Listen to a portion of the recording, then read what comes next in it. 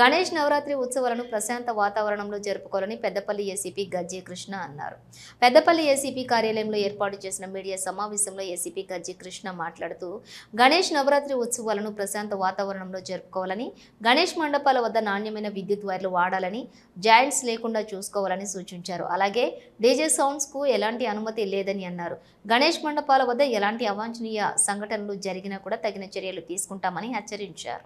ఈ సమావేశంలోని CI Praveen Kumar, SA Laxman Kumar పాల్గొన్నారు.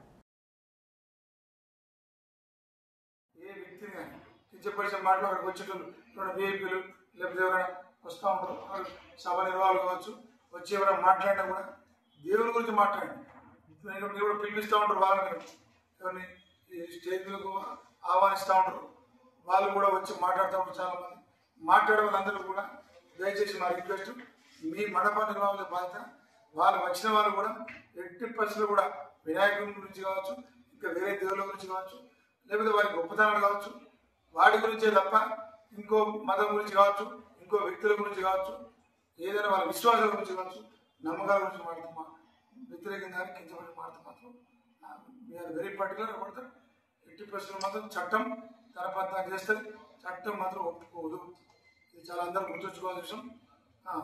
ఇంకోటి ఏంటంటే ఎట్టి పరిస్థితులు కూడా పోయేటప్పుడు దారిలో నిమజ్జన రోజు కూడా బుక్క గుల్లలు అంతా ఉంటారు, మనం కలర్స్ అవి కూడా ఎవరి మీద పడుతున్నాయి, ఎవరి మీద పడలేదు అనేది చూసుకోవాలి.